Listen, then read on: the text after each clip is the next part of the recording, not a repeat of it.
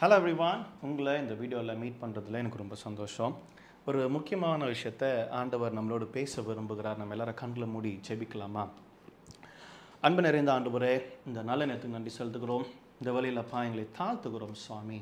உடைய வார்த்தையானது எங்கள் மூலமாக வெளிப்பட போகிறதுக்காக ஸ்தோத்திரம். எங்களை பரிசுத்தப்படுத்துங்க, நீங்கள் மகிமைப்படுங்க. இயேசுவின் நாமத்தில் ஜெபிக்கிறோம் நல்ல பிதாவே, ஆமென். ரொம்ப சந்தோஷம் உங்களை இந்த வீடியோவில் மீட் பண்ணுறது. ஆண்டவர் எனக்கு ஒரு விஷயத்தை ரொம்ப தெளிவாக உணர்த்தினார். அதை I just want to share with you. என்னென்னா, சாம்சனோட வாழ்க்கையை குறித்து நான் கொஞ்சம் தியானிச்சிட்டு இருக்கேன். ஸோ சமீப காலத்தில் அதுதான் வாசிட்டு இருந்தேன். அப்போது ஒரு முக்கியமான விஷயத்தை எனக்கு ஆண்டவர் ரொம்ப தெளிவாக உணர்த்தினார். மேபி சாம்சன் அப்படின்னு சொன்ன நிறைய பேருக்கு அவர் ஒரு தவறான சாய்ஸ் எடுக்கிறாரு. டெலிலா நிமித்தமாக அநேக ஆசீர்வாதங்கள் இழந்து போகிறாரு. ஸோ ஒரு பெண்ணின் நிமித்தமாக நிறைய காரியங்கள் இழந்து போகிறார் அப்படின்னு சொல்லி நம்ம வாசித்திருப்போம். உண்மையாகவே இன்றைக்கி நிறைய பேர் இந்த உலகத்தில் இருக்கிற அழகான காரியங்களை நோக்கி, உதாரணத்துக்கு பாப்புலாரிட்டி நோக்கியோ, இல்லை பாப்புலராக இருக்க பீப்புளை நோக்கியோ, இல்லை இந்த உலக இச்சைகளுக்காகவோ நிறைய பேர் இன்றைக்கி விழுந்துக்கிட்டு இருக்கிறாங்க. அதனால் இன்றைக்கி அநேக வாழ்க்கைகள் உடைந்து போய் கொண்டிருக்குதுன்னு சொல்லி நம்மளே நிறைய இடத்துல பார்த்துக்கிட்டு இருக்கோம். ஒருவேளை நம்ம வாழ்க்கை அப்படி இருக்கா? நிறைய யங்ஸ்டர்ஸ் கூட தவறான சாய்ஸஸ் எடுத்துடுறாங்க. லவ்வில் நிறையா தவறான சாய்ஸஸ் எடுத்துறதுனால நிறைய பேர் இன்றைக்கி கஷ்டப்பட்டுக்கிட்டு இருக்கிறாங்க. ஒருவேளை இந்த மாதிரி காரியங்களை நம்ம இருக்கிறோன்னா, God is encouraging you to come back. சரிங்களா? உங்களோட அதை குறித்து தெளிவாக அப்புறமா இன்னொரு நாள் நம்ம பேசுவோம். இன்றைக்கி ரொம்ப ஒரு முக்கியமான விஷயத்தை எனக்கு கடவுள் உணர்த்தினார். என்னென்னா, நான் இங்கிலீஷ் பைபிள் வச்சுருக்கேன், அதில் வாசிக்கிறேன். ஜட்ஜஸ் சாப்டர் 16 verse 28 நான் ஒரு பாதி இது மட்டும் நான் வாசிக்கிறேன். சரிங்களா? Oh God, please strengthen me just one more time. கடவுளை என்னை ஸ்ட்ரென்தன் பண்ணுங்கள், இந்த ஒரு முறை ஸ்ட்ரென்தன் பண்ணுங்கள். எதுக்குன்னா, with one blow let me pay back the Philistines for the loss of my two eyes. என் 2 கண்ணு போச்சு இந்த ஃபிலிஸ்டியன்ஸ்னால, இவங்களை சும்மா நான் விடக்கூடாது, அதனால் என்னை ஒரு தடவையாக பலப்படுத்துங்க. இன்னொரு வசனத்தை வாசிக்கிறேன் பாருங்கள். 15ஆம் அதிகாரத்தில்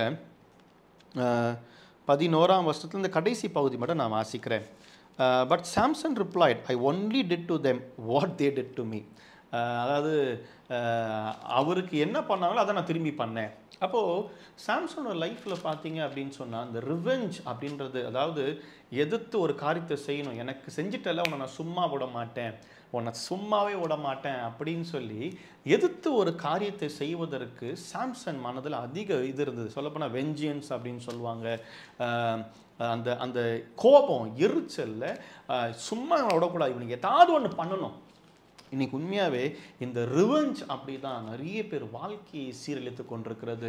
ரிவெஞ்ச் எங்கெல்லாம் எடுக்கிறாங்கன்னா, ஸ்கூல் படிக்கிற பசங்க ஸ்கூலில் எடுக்கிறாங்க, ரிவெஞ்ச் எடுக்கிறாங்க. ஒரு சில டீச்சர்ஸ்க்கு அகெயின்ஸ்டாக எடுக்கிறாங்க ரிவெஞ்சு. ஒரு சில டீச்சர்ஸ் பார்த்தீங்கன்னா இன்டர்னல் மார்க்ஸ்ன்னு வரும்போது அப்போ ரிவெஞ்ச் எடுப்பாங்க. நீ என்னால் இப்படி பண்ணலை, உன்னை சும்மா விட மாட்டேன் அப்படின்னு சொல்லி எடுப்பாங்க.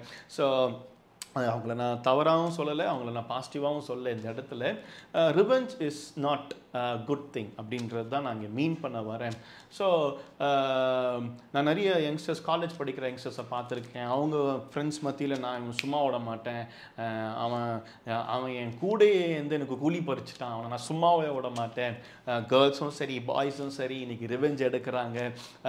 ஏன் வேலை ஸ்தலத்தில் ஒருத்தர் நல்ல ப்ராஸ்பரஸாக மேலே வராரு அப்படின்னு சொன்னால், அதை பார்த்து எரிச்சலாகிற நிறைய பேர் என்ன பண்ணுவாங்கன்னா ரிவெஞ்ச் எடுப்பாங்க. நீ எப்படி மேலே வர, நான் பார்த்துறேன், அவங்கள குறித்து தவறாக பேச ஆரம்பிச்சிருவாங்க. ஸோ அதை பார்க்குற இவங்க, நீ எப்படி என்னை பற்றி தவறாக பேசுவோன்னா நான் சும்மா விட மாட்டேன்னு சொல்லி இன்னும் ஒரு சிலர் அவங்களுக்கு அகெயின்ஸ்டாக ரிவெஞ்ச் எடுக்கிறதுக்கு பிளான் பண்ணுவாங்க. நிறைய பேர் சொல்லி நான் கேட்டிருக்கேன்ல, ஸ்கூலுக்கெலாம் கவுன்சிலிங் போகிறதுனால நிறைய இன்சிடென்ட்ஸ் கேட்பேன். காலேஜஸ்க்கெலாம் போகிறதுனால அதாவது எப்படின்னா, ஆள் வச்சு அடிக்கிறது.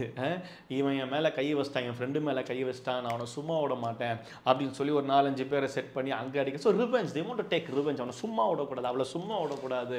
ஸோ இந்த மாதிரி நிறைய விஷயங்கள் நம்ம வாழ்க்கையில் இருக்குங்க. என் சகோதரி மத்தியிலேயே இருக்குதுன்னா பார்த்துக்கோங்களேன். சின்ன பசங்கள்லேருந்து பெரியவங்க வரைக்கும் இருக்குதுங்க. இன்றைக்கி இயேசுவை நேசிக்கிற எல்லாருக்குமே இப்படி ஒரு எண்ணம் இருக்குது, சும்மா விட மாட்டேன். என்னையா நீ பேசிட்டவா, ஒரு கை பார்த்துக்கிறேன், நீ எனக்கு அகெயின்ஸ்டாக பேசிட்டியா, நீ எனக்கு அகெயின்ஸ்டாக பண்ணிட்டியா, உன்னை சும்மா விட மாட்டேன் அப்படின்னு சொல்லி வைராக்கியமாக பேசுகிற ஜனங்க இருக்கிறாங்க. ஏன் ஊழியம் செய்கிற ஊழியக்காரகோசரலே அப்படி இருக்கிறாங்கன்னா பார்த்துக்கோங்களேன். அப்போ இன்னைக்கு அநேக இடத்துல இந்த ரிவெஞ்ச் அப்படின்றது ரொம்ப வேதனையாக போயிட்டு இருக்குங்க. ஊழியக்காரங்க எப்படி ரிவெஞ்ச் எடுக்கிறாங்க அப்படின்னு சொல்லி சொல்லணும்னா ஒரு எக்ஸாம்பிள் நான் சொல்ல விரும்புகிறேன். எனக்கு ஏன்னா நிறைய விஷயங்கள் கேள்விப்படுறதுனால, நிறைய பேர் என்கிட்ட ஷேர் பண்ணுறதுனால நான் சொல்கிறேன். என்னென்னா, நான் யாரையும் இதில் தவறாக பாயிண்ட் பண்ணி சொல்லலை. But I just want to share what they use, எதை அவங்க யூஸ் பண்ணுறாங்க அப்படின்றத நான் சொல்கிறேன். ஃபார் எக்ஸாம்பிள் வந்து அந்த ஊழியக்காரர் சொல்கிறத அந்த பர்சன் செய்யலை அப்படின்னு சொன்னால் என்ன சொல்கிறாங்கன்னா, நான் உனக்கு அகெயின்ஸ்டாக ஜெபிப்பேன், உன்னை சும்மா விட மாட்டேன், நான் உனக்கு அகெயின்ஸ்டாக எப்படி ஜெபிக்கிறேன் பாரு, நீ ஒன்றும் இல்லாமல் போயிடுவேன் அப்படின்னு சொல்லி பேசுகிறவங்க இருக்கிறாங்க. ஆண்டவர் கொடுத்த ஜெபமோ ஆண்டவர் கொடுத்த வரங்களோ அதற்காக பயன்பட வேண்டிய விஷயமே அல்ல. ஒருவேளை அப்படி ஏதாவது நம்ம எங்களை மாதிரி ஊழியக்காரங்க செய்கிறோம்னா லெட்ஸ் சேஞ்ச் தட். அது ஆண்டவருக்கு பிரியமில்லாத ஒரு காரியம்.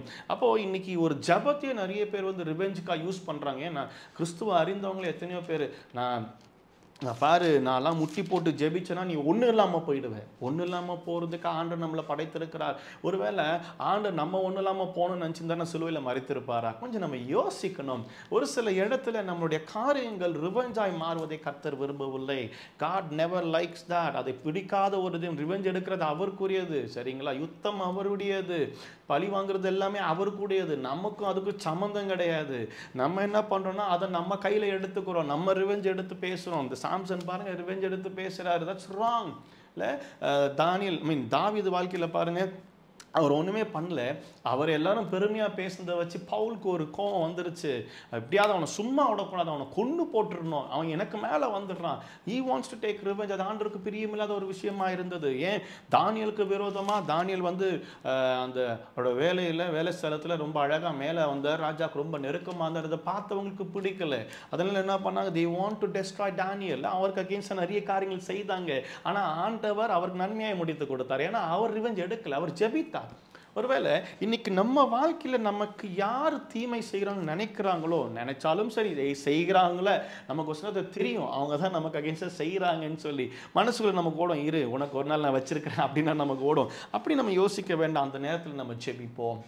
ஆண்டவர் நமக்கு கொடுத்த ஒரு பெரிய டூலே ஜெபம் தாங்க. உண்மையாகவே சொல்கிறேன், நமக்கு அகெயின்ஸ்டாக எத்தனை காரியங்கள் வந்தாலும் சரி, எத்தனை பேர் ரிவெஞ்ச் எடுத்தாலும் சரி, நம்ம ஜெபிக்கணும். சமீபத்தில் ஒரு சம்பவம் என்னென்னா, ஒரு சகோதரர் ஒருத்தர் வீட்டு வாசலில் கார் விடுவாராம். ஸோ இவருக்கு அது பிடிக்கல. பல முறை சொல்லி பார்த்தாரு, கேட்கல. இந்த ஆள் சொன்னால் கேட்க மாட்டான் அப்படின்னு சொல்லி என்ன பண்ணார், இவர் வந்து வண்டியெல்லாம் க்ளீன் பண்ணும் போது என்ன பண்ணாராம், அந்த கார் மேலே தண்ணியை ஊற்றி விட்டார். he wants to take revenge. இந்த இடத்துல கார் நிறுத்தக்கூடாது அப்படின்னு சொல்லி இந்த மாதிரி காரியங்கள். அதுவும் பாருங்கள், ஆண்டவர் நேசிக்கிற ஒருத்தர் தான், கிறிஸ்துவர் தான். இதெல்லாம் நம்ம செய்யணும்னு அவசியமே இல்லை. Let's pray. சொல்லி கேட்கல நம்ம ஜெபிக்க தான் முடியும். ஒரு சில நேரத்தில் நம்ம வந்து அவங்களுக்கு ஈக்குவலாக போய் சண்டை போட்டு நின்னோம் அப்படின்னு சொன்னால் பார்க்குறவங்க நம்மளை என்ன நினைப்பாங்க?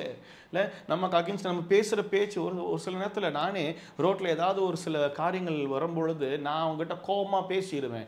அப்போ யோசிப்பேன், ஒய்ஃப் சொல்லுவாங்க, டேடா நீங்கள் ஊழியத்திற்கீங்க, உங்களை பார்க்குறவங்க என்ன நினைப்பாங்க, ஒருவேளை உங்களுக்கு தெரிஞ்சவங்க பார்த்துருந்தாங்கன்னு என்ன நினைப்பாங்க அப்படின்னு சொல்லுவாங்க. ஸோ நம்ம ரிவெஞ்ச் எடுக்க வேணாம், அவங்களுக்கு அகெயின்ஸ்டாக நம்ம பேச வேணாம். ஒரு சில இந்த யங்ஸ்டர்ஸ்லாம் பார்த்தீங்கன்னா, யாராவது ஒருத்தர் ஹார்ன் பண்ணிட்டு கொஞ்சம் ஹாங் பண்ணிட்டு இது பண்ணிட்டு போயிட்டா போதும், உடனே எல்லாம் கை காமிச்சிட்டு போயிட்டா போதும், நீ எனக்கா கை காமிச்சிட்டு போகிற, என்னையா ஓவர்டேக் பண்ணி இது பண்ணிட்டு போகிற, இரு உனக்கு சும்மா விட மாட்டேன்னு சொல்லி வேகமாக போயிட்டு அவங்களுக்கு ஹாங் பண்ணுறது, அவங்களை இப்படி விரட்டுறது, இதெல்லாம் நமக்கு வேணாம். இதெல்லாம் அந்த ரேக்லாம் நமக்கு வேண்டவே வேண்டாம். ரோட் ரேக்கிங்லாம் நமக்கு வேண்டாம். That's not needed. இல்லை நம்ம எடுக்க வேணாம் ரிவெஞ்ச். கடவுள் பார்த்து கொள்வார், கர்த்தர் பார்த்து கொள்வார். நம்ம செய்ய வேண்டியது நான் இயேசு கிறிஸ்துவ போல மற்றவங்களை நேசிக்க வேண்டியது, அவ்வளோதான். இயேசு நமக்கு அகெயின்ஸ்டாக ரிவெஞ்ச் எடுக்கணும்னா எவ்வளோனா எடுக்கலாங்க, கரெக்டு தானே? ஆமாம் தானே? இன்றைக்கி நிறைய பேர் ஊழியருக்கு அகெயின்ஸ்டாக ரிவெஞ்ச் எடுத்துக்கிட்டு இருக்கிறாங்க. சபைகளில், அநேக சபைகளில் they are taking revenge against people doing ministry. திரும்பவும் சொல்கிறேன், நம்ம அதை செய்யவே வேண்டாம். அதை ஆண்டவர் பார்த்து கொள்வார். நம்ம சொல்ல வேண்டியதை சொல்லுவோம், ஆனால் நம்ம ரிவெஞ்ச் எடுக்க வேணாம். இன்றைக்கி எத்தனையோ இடத்துல பாருங்கள், கோர்ட்டு கேஸுன்னு சொல்லி சபையில் போயிட்டுருக்கு. ஊழியக்காரங்களுக்கு அகெயின்ஸ்டாக எத்தனையோ காரியங்கள் இருக்குங்க. நீங்கள் ரிவெஞ்ச் எடுக்கணும்னு நினச்சிங்க அப்படின்னு சொன்னால் கர்த்தர் பார்த்துக்கிட்டு இருப்பார். நீ யார் ரிவெஞ்ச் எடுக்கிறதுக்கு, நீ யார் ரிவெஞ்ச் எடுக்கிறதுன்னு சொல்லி உங்களை பார்ப்பார் ஆண்டவர். ஏன்னா அநேக இடத்துல ஆண்டோட பார்வை எப்படி இருக்கும்னு சொல்லி நமக்கு தெரியாது. ரொம்ப ஜாக்கிரதையாக இருக்கணும் இந்த இடத்துல, ரொம்ப ஞானமாக நம்ம செயல்படணும். ஏன்னா நம்ம ரிவெஞ்ச் எடுக்கிறத அவர் பார்த்தார் அப்படின்னு சொன்னால், நீ ஏன் மனுஷரிகமாக இதை செய்கிற, நான் என்னத்துக்கு இருக்கிறேன்னு சொல்லி அவர் பார்த்துக்கிட்டு இருப்பார். அதனால் நீங்கள் எடுக்கிறத வந்து ஒன்றும் இல்லாமல் போயிடும். நீங்கள் எடுக்கிற ரிவெஞ்ச் ஒன்றும் இல்லாமல் போயிடும். நிறைய பேர் வந்து நீ ஒன்றும் இல்லாமல் போயிடுவா, பார்க்குறியா, உன்னை சும்மா விட மாட்டா அப்படின்லாம் சொல்லி ரிவெஞ்ச் எடுப்பாங்க. But I tell you something, you stand for God, God will protect you. நீங்கள் உண்மையாக இருங்க. உங்களுக்கு அகேன்ஸ்டாக யார் பண்ணாலும் நீங்கள் எதுவும் பண்ணாதீங்க. அதே தான் நான் சொல்ல விரும்புகிறேன். ஏன்னா சாம்சன் பண்ணது என் கண்களை பிடுங்கிட்டாங்க ஆண்டவரே, நான் சும்மா விட மாட்டேன். ஆனால் என் பிஸ்னஸ் ஒன்றும் இல்லாமல் போயிடுச்சு இவனால் என் குடும்பம் ரெண்டாக பிளந்துருச்சு, இவனால் அவளால் அப்படின்னு சொல்லி நிறைய விஷயங்கள் உங்கள் லைஃப்பில் வரலாம். But I tell you, protect your self. ஒரு தம்பி சொன்னார், அவர் ஒரு பொண்ணை நேசிச்சாராம். அந்த பொண்ணு இவரை விட்டுட்டு போயிடுச்சான். உடனே இவருக்கு என்னன்னா, அந்த பொண்ணு என்னை விட்டு போச்சு, நான் சும்மா விட மாட்டேன், எனக்கு எவ்வளோ ஹர்ட் இருக்கும், அவங்களுக்கு எவ்வளோ நான் செஞ்சுருப்பேன், என்னை விட்டுட்டு போயிட்டேன், நான் ஃபோட்டோலாம் காமிச்சேன், அவங்க என்ன பிரச்சனை பண்ணுறேன்னு மட்டும் பாருங்க அப்படின்னு சொன்னால், நான் இப்போ சொன்னேன், நீ ஃபஸ்ட்டு ஆண்டுக்கு விரோதமாக செஞ்சதே தப்பு. உன் ஆண்டு வந்து லவ் பண்ண சொல்லலை, நீயே அவசரப்பட்டு பண்ண. இன்றைக்கி அந்த பிள்ளையை உங்ககிட்ட அந்த ஆண்டு பிரிச்சிருக்கிறா அப்படின்னு சொன்னால், உன் நல்ல வாழ்க்கைக்காக தான், அந்த பிள்ளையோட நல்ல வாழ்க்கைக்காக தான். ஏன் அதை நீ யோசிக்காம அந்த பிள்ளை வாழ்க்கையை நாசம் பண்ணணும்னு சொல்லி நீ போகிற? ஒருவேளை நீங்கள் இதை யோசித்து பார்க்கணும். நிறைய இடத்துல அந்த பையன்கிட்ட நான் சொன்ன உடனே சொன்னா, என்னென்ன சொல்கிறீங்க, நீ ரிவெஞ்ச் எடுக்காத, நீ பண்ண தப்ப மன்னிப்பு கேட்டு ஜெபம் பண்ண, ஆண்டு மற்ற காரியங்களை பார்த்து கொள்வார். இன்னொருத்தர் வாழ்க்கையில் போய் நீ குடைச்சலாக நிற்காத, பிரச்சனையாக நிற்காத. இன்னைக்கு நிறைய பேர் தாங்க செய்கிறாங்க.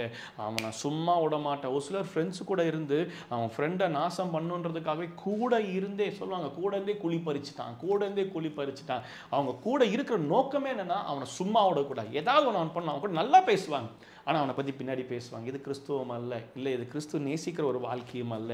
தயவு செய்து இப்படிப்பட்ட காரியங்களை செய்யாதீங்க. கர்த்தர் நமக்கு வேதனையாக நம்மளை பார்த்து கொண்டு இருக்கிறார். ரிவெஞ்ச் எடுக்கிறது அவருடைய காரியம். நல்லா யோசித்து பாருங்கள். இன்றைக்கி ஆண்டு இது லெந்து காலத்தில் இருக்கிறோம். ஆண்டவர் நம்மளை நேசிக்கிற ஒரு தேவனாக இருக்கிறார். நம்மளை ரிவெஞ்ச் எடுக்கிற ஒரு தேவனாக இல்லை. நமக்காக தான் சிலுவையில் மரித்து போனார்ல, 3ஆம் உயிரோடு எழும்பினார். அந்த தேவன் எனக்கு உங்களோடு பேசி கொண்டிருக்கிறார். Let God decide, let God take the revenge. கண்களை மூடி ஜெபிக்கலாமா? அன்பு நிறைந்த ஆண்டவரே, இந்த நல்ல நேரத்துக்கு நன்றி செலுத்துகிறோம். இன்றைக்கி இந்த உலகத்தில் ஆண்டவர் எத்தனையோ காரியங்கள் நாங்கள் பார்க்குறோம்ப்பா. ரிவெஞ்ச்னால கொலை நடக்குது. ஏன் இன்றைக்கி குடும்பத்திலேயே தாய் தகப்பன் பிள்ளைங்களுக்கு விரோதமாக ரிவெஞ்ச் எடுக்கிறாங்க, பிள்ளைங்க தாய் தகப்பன் விரோதமாக ரிவெஞ்ச் எடுக்கிறாங்க.